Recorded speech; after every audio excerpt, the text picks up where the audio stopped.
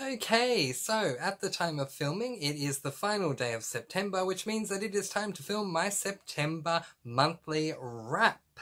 So, this is where we talk about all the books that I've read in the month of September. Let's start with the all-important stats. So, in the month of September, I read 12 books, which consisted of 2 fantasy, 1 urban fantasy, 1 dystopian, 4 sci-fi, 1 horror, 1 LGBTIQ+, 1 memoir, and 1 romance. For my age group, we had 6 YA books, 5 adult books, 1 middle grade. For the length of the book, we had 2 tomes, 8 half tomes, 1 pamphlet, and 1 novelette, which totaled to 4,279 pages. To my star ratings, we had 4 5 stars, 5 4 stars, 0 3 stars, 3 2 stars, and 0 1 star.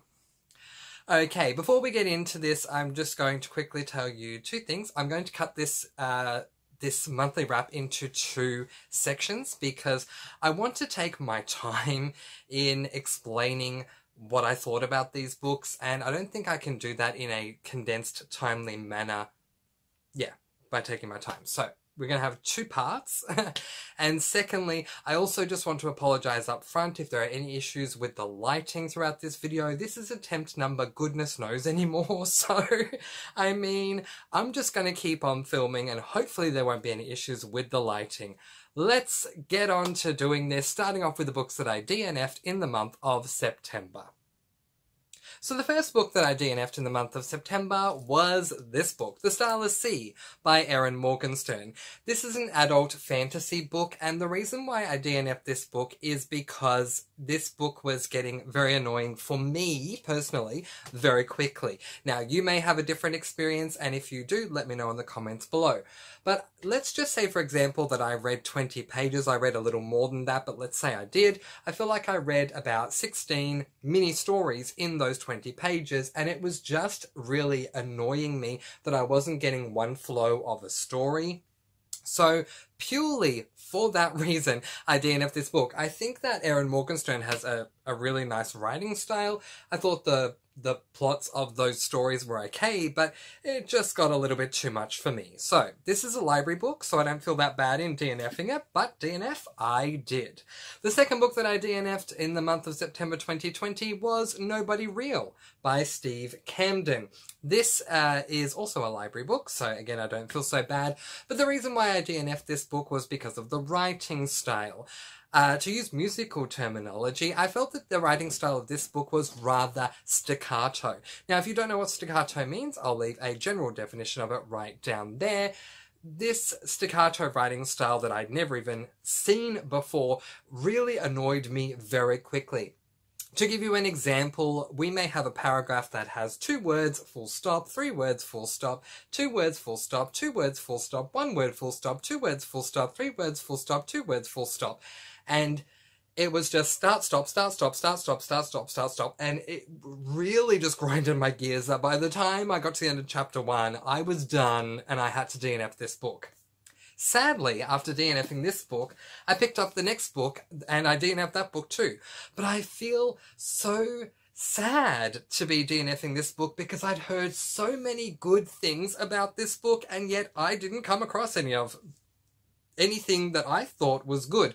The only specific thing that I'd heard about going into this book were the names of the 2 main characters and how they have a really good friendship in the book, so I didn't know that much, but as far as spoiler-free things were concerned, I'd heard a lot of people talk about this book and say that it's amazing.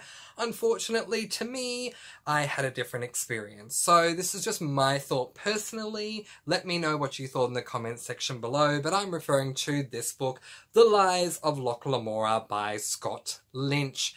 Okay, so let me talk about my issues with this book. Going in, really excited, couldn't wait to finally get to this book. Ever since the first moment I've heard of this book, I've just had those words on repeat in my head. The Lies of oflokmora? I've just kept having it in my head, so I had to read it. And let me tell you what I read. I read a prologue, and I believe chapter chapter 1, but don't quote me on it because I didn't take notes of how far I got. But with what I read, I have 2 complaints. The first one is that it was filled graphically with the things that you might leave in your bathroom. Need a little more information? Number 1 and number 2. We'll do that again. Number 1 and number 2. I'm sure you know what I mean. And that I just found to be really disgusting. And if that's just Scott Lynch and the way that he writes, that's fine. But it was a massive turn off to me. Now, if you want, feel free to let me know in the comments below that it gets much better after the prologue or chapter 1 or whatever. Let me know that and I probably will go back to it. But at the time, I just thought, if this keeps going, I will not be able to handle this. And I literally got to a point where I screamed out, stop it, and just put the book down. The second reason why I DNF'd this book was because in that same section, there was a ton of profanity. Now, I want to be clear with my thoughts when it comes to profanity in books, especially where it is appropriate, adult fiction. I don't have any issues at all with a writer using profanity where it is necessary. Let's say that we have a character that is ropeable, that is boiling mad, and the only way that they can express themselves appropriately is to use the F word, and it comes up maybe 5 times in the whole book. I have no issue with that. But if you are going to use the F word for every second word, that it really just sounds like jargon, everyday jargon, that really annoys me, because I take such pride in this English language that we have, where we have millions of words in this language that can be so much better used than using the F word for every second word. So let me give you an off the cuff, not from the book example of how it sounds when you use the F word for every second word. Effing Marty and effing Paul went to the effing shops where they found an effing orange that was effing $5.95, so they effing took it to the cash register and effing paid for it. Then they effing left and they went to the effing store where they saw effing Chloe, who was telling them about effing Sam, and then effing Sam wanted to meet them at the effing market. Like, this is just ridiculous. The F word being used as a stand-in for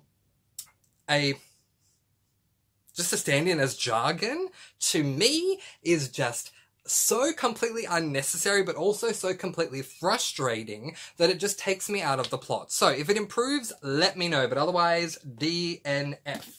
The fourth and final book that I DNF'd, which is a record, by the way, I've never DNF'd 4 books in a month. But the fourth and final book that I DNF'd this month was, unfortunately, Igniting the Phoenix by Alethea Steron. And this is another one that disappointed me that I had to DNF, and I'll tell you why. First of all, because I climbed every mountain and forded every stream to get this book. It took a lot to get this book here. But secondly, the main reason why I wanted to get this book was because I wanted to read along with the audio version, because the audio version is narrated by my 2 favourite booktubers, Murphy from booktuber channel Murphy Napier and Daniel from booktuber channel Daniel Green. So I even said in my September TBR video that I don't care if this book is a flop, I just want to have Murphy and Daniel read me a story. But I still DNF this book, which just says so much. So I'm going to tell you, again, sorry about the lighting, I'm going to tell you why I DNF'd this one. So this to me does not read like a book, and I don't know whether to blame the author Alethea Steron or whether to blame the publishers or the editors, because this book doesn't read like a book, it reads like a plan for a book. I want to give you an example that I don't pull from the book, but just an example that I'm giving you off the cuff. Let's just say you're reading this book and it says something like, Paul is walking down the street, and as he walks down the street, he notices that the first street lamp is on. The second street lamp, when he passes it, is off, but the third one was off, but now it is on. The street is also very foggy, and Paul spies Toby across the road, who doesn't look very well. Paul crosses the road and says to Toby, "Are you okay?" Do you see what I mean? It sounds like a plan. Like, this is what I'm going to do when I release the final copy, and yet this book was published. So if you like that kind of thing, then please read this book. But to me, it was just really annoying. If I could give Alethea Strawn any advice, she's probably not even watching this, but if I could, I would say, take this book, the plan that you had, and execute it and write it rather than as a plan, as a book. And I think I would like it. It's sad because this book does not have a lot of reviews, and that's because the majority of people who have picked this book up have DNF'd this book. So I think I'm in the majority with this one, unfortunately. So I hope that Alethea Strawn can find a way to fix this, but I had no choice but to DNF, because to me this is not a book. It's a rough draft of a book. So now let's get on to the books that I read in the month of September in this September Monthly Wrap Part 1. The first book I actually completed this month was this book, Skyward, by Brandon Sanderson. So the premise of this book is that it follows a girl by the name of Spencer, who in Chapter 1 is travelling with her father in his spaceship because he works for a crew that everyone has their own spaceship, and while they're travelling up there, they are invaded by an alien race known as the Krell. Spencer's father has just enough time to drop her somewhere safe and tells her to run back home. And meanwhile, again, this happens right at the beginning of Chapter 1, it's not a spoiler, guys. Meanwhile, Spencer's father, as he's going to fight this alien Krell species with the rest of his crew, who are in their own spaceships, ends up dying. And the crew come back to tell not only Spencer and her family, but everyone else, that not only did her father die, but he died a very cowardly death. Because of this and the rumours that spark from that, Spencer is treated very differently to anyone else in this world. She has a passion to follow in her father's footsteps. She also wants to be able to fly her own spaceship and fight the Krell as well. Will she succeed? Time will tell. Read this book to find out. I absolutely loved this book. I ended up giving this book 4 stars. There were a couple of things that I didn't really enjoy about this book, and one of those is the pacing at the beginning. I felt like Chapter 1 could probably have, well, not Chapter 1, but maybe Chapter 2 could have been removed. Brandon Sanderson, if there's something that he's very well known for, it is taking his time with his pacing, which I'm not necessarily a fan of. I love Brandon Sanderson. This shelf is all the proof you need. This is just a Brandon Sanderson shelf. But even I will say, he sometimes takes a little too long. There was maybe 1 or 2 lulls in the middle of the book, but otherwise, I loved this. And the ending, man, was the ending good. Seriously, is Brandon Sanderson a master at his conclusions when it comes to even the first book in a series. So I loved the way this book ended so much that I have book 2, Starsight, already on my TBR. I will be reading it in the month of October. The second book that I read in the month of September was this book, The Calculating Stars by Mary Robinette Kowal. So this was a book that I read as part of the Murphy Napier Buddy Read Book Club, and this is the first book that I read as part of that book club, and I had a blast. So for those of you who don't know, again, Murphy is my favourite booktuber from the booktube channel Murphy Napier. She also has her own Patreon channel where for an incredibly inexpensive fee, you guys, like it's a ridiculously inexpensive fee, you can join her over on Patreon and buddy read books with her. All the money that is raised for Murphy over on Patreon goes towards adoption for her and her husband's next child. So it's just a great thing all around. The chance to buddy read with Murphy. She has a Discord server set up so we can all talk together. You can buddy read. And the small amount of money that you do pay goes towards her and her husband doing a really good deed. It's a good deal all round. The book was really good too. So this is an adult sci-fi that follows 2 characters. I don't remember the husband's name, but the wife who we're more predominantly following is named Elma. Again, it's a sci-fi, so again, we're in a spaceship. But while they're off in their spaceship, a meteorite hits the state that they are living in, and that state is no more. It kind of becomes a little bit post-apocalyptic, if you will. So they are forced to move interstate, and they end up, excuse me, they end up living with another couple who are extremely lovely, by the way. And then we get to learn more about Elma and her husband because they both work for NASA. But here is the twist. In this fictional world written by Mary Robinette Kowal, at NASA, women are treated completely differently to men. It is incredibly sexist. Men get all the good roles and women get all the terrible roles. So, while we follow Elma, Elma has planned to do everything she can to fight for equality for women, and one of the goals that she has set is to get women to be able to fly off in the NASA spaceships, which they have not been able to do up to this point. This was an amazing read. Despite the fact that its genre is a sci-fi, I would go into this book thinking of it more as a fight for women's equality. And if you like that sort of thing and you're scared of reading a sci-fi, still give this book a go. It was really amazing. And a little spoiler for you, not the only book that I read by Mary Robinette Kowal, and yet I only discovered her this month. Let's move on to the next book that I read this month. And the next book that I read this month was this book, P.S. I Like You, by Casey West. This is a young adult romance, so way back in March I spoiled myself by reading a ton of different genres, kind of like what I did this month, although I feel like this month I read more different genres than I did in March. But one of the genres I did not try in March was romance. In fact, I don't know if I've ever read a romance book before as the main genre, and if I have, it was a very, very, very long time ago. So I asked around for recommendations for a good place to start with romance, and one of the most popular opinions was to pick up any Casey West book.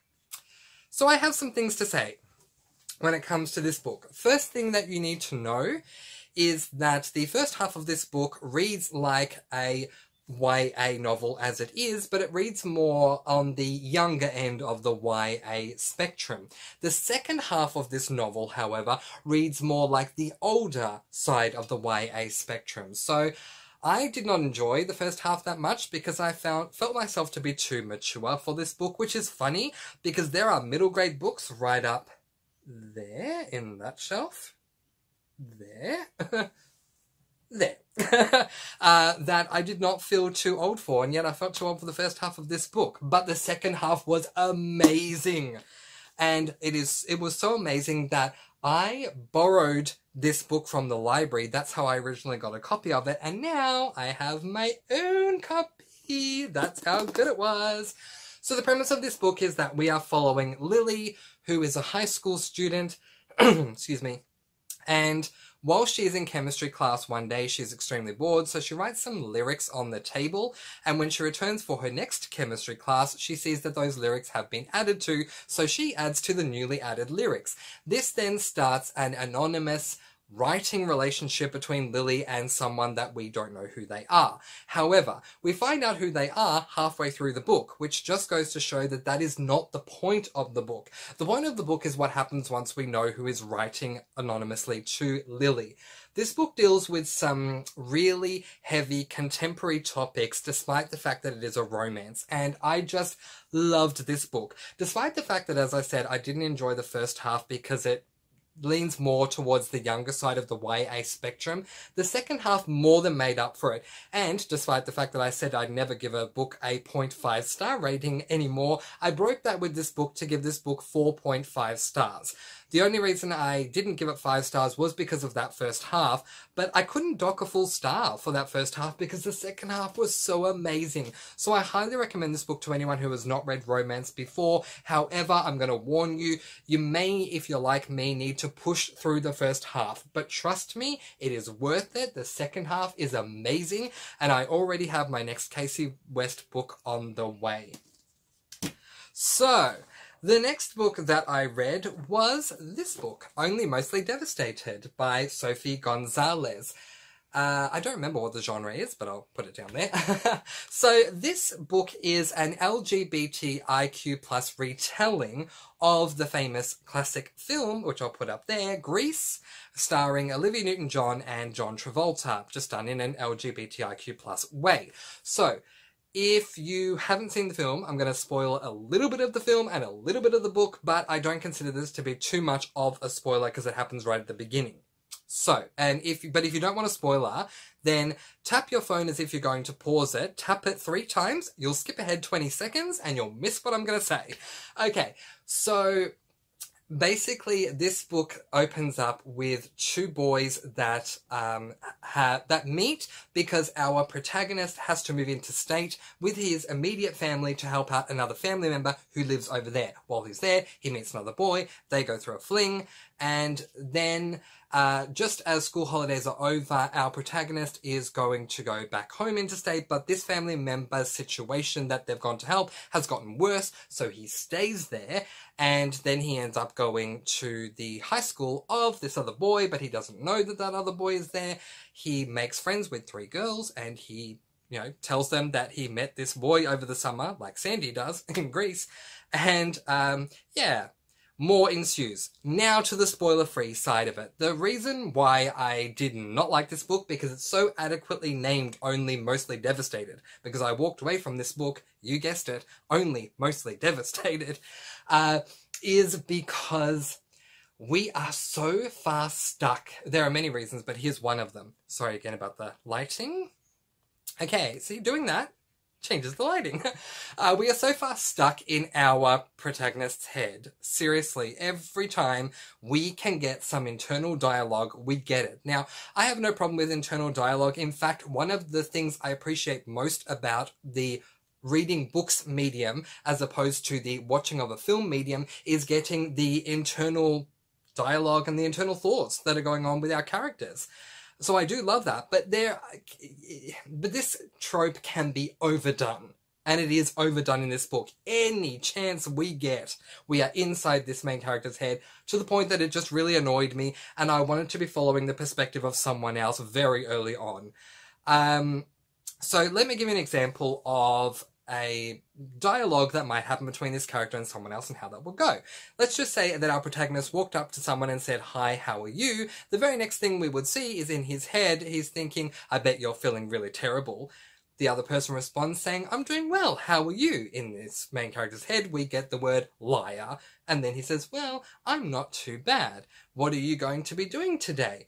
In his head, you're probably not going to be getting up too much because it's a really lousy day. And the other person says, "Well, I'm going to go and play basketball with my sister and really have a great day." And in his head, liar. And seriously, it goes on and on and on and on and on. There's another reason why I don't like this book, and that is because we are following 2 stories. The main story, at least in my view, the main story, and a side plot, which isn't...